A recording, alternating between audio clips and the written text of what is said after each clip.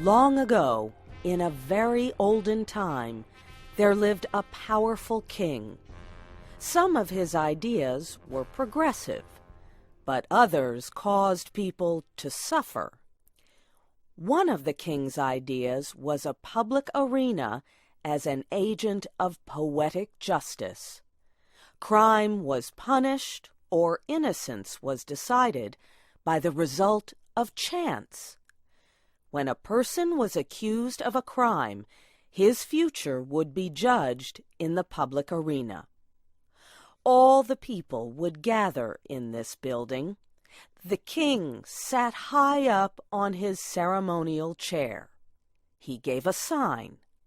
A door under him opened. The accused person stepped out into the arena.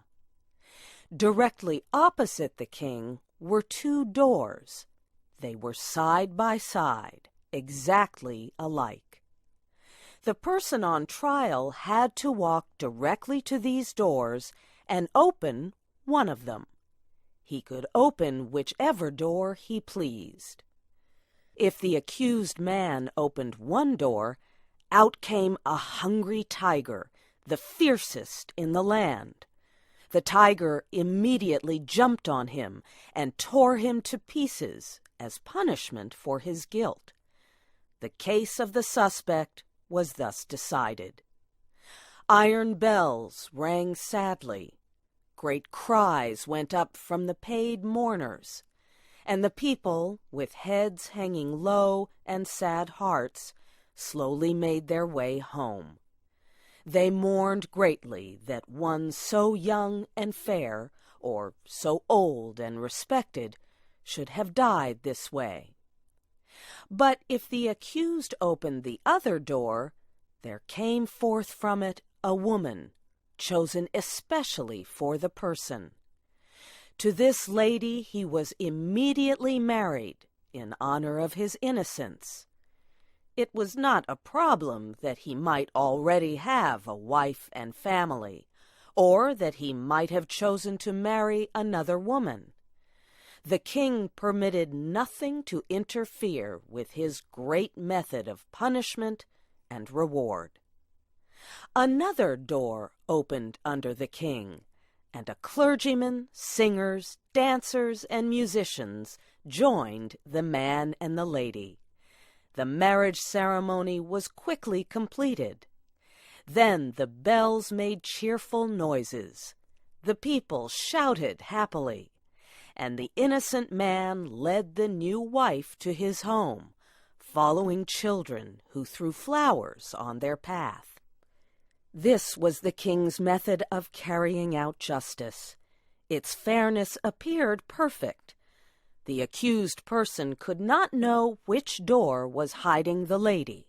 He opened either as he pleased, without knowing whether, in the next minute, he was to be killed or married.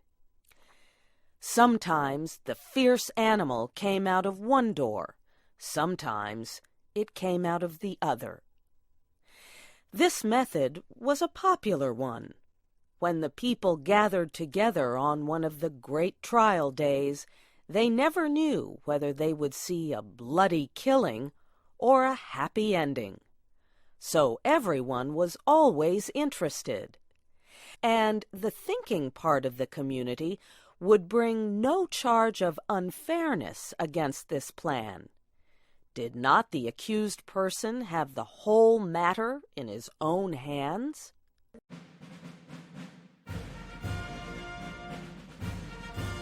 The king had a beautiful daughter who was like him in many ways. He loved her above all humanity. The princess secretly loved a young man who was the best-looking and bravest in the land. But he was a commoner, not part of an important family. One day, the king discovered the relationship between his daughter and the young man. The man was immediately put in prison. A day was set for his trial in the king's public arena. This, of course, was an especially important event. Never before had a common subject been brave enough to love the daughter of the king.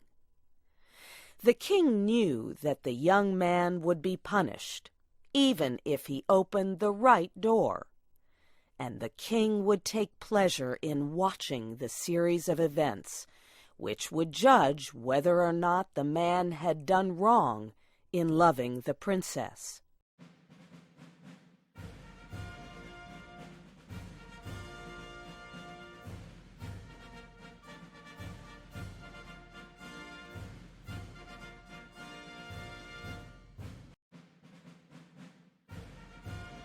The day of the trial arrived. From far and near the people gathered in the arena and outside its walls. The king and his advisers were in their places opposite the two doors. All was ready. The sign was given. The door under the king opened, and the lover of the princess entered the arena. Tall, beautiful, and fair, his appearance was met with a sound of approval and tension. Half the people had not known so perfect a young man lived among them. No wonder the princess loved him. What a terrible thing for him to be there. As the young man entered the public arena, he turned to bend to the king. But he did not at all think of the great ruler. The young man's eyes instead were fixed on the princess, who sat to the right of her father.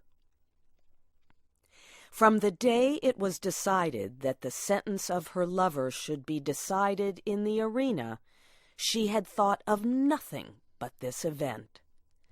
The princess had more power, influence, and force of character than anyone who had ever before been interested in such a case. She had done what no other person had done.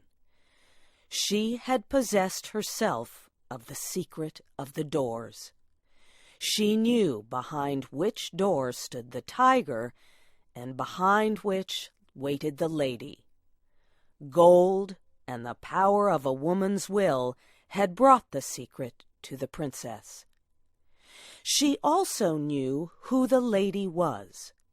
The lady was one of the loveliest in the kingdom. Now and then the princess had seen her looking at and talking to the young man. The princess hated the woman behind that silent door. She hated her with all the intensity of the blood passed to her through long lines of cruel ancestors. Her lover turned to look at the princess. His eye met hers as she sat there, paler and whiter than anyone in the large ocean of tense faces around her. He saw that she knew behind which door waited the tiger and behind which stood the lady. He had expected her to know it. The only hope for the young man was based on the success of the princess in discovering this mystery. When he looked at her, he saw that she had been successful, as he knew she would succeed. Then his quick and tense look asked the question, "Which?" It was as clear to her as if he shouted it from where he stood. There was not time to be lost. The princess raised her hand and made a short, quick movement toward the right. No one but her lover saw it.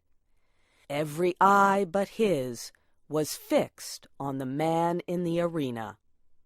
He turned, and with a firm and quick step, he walked across the empty space. Every heart stopped beating. Every breath was held. Every eye was fixed upon that man. He went to the door on the right and opened it.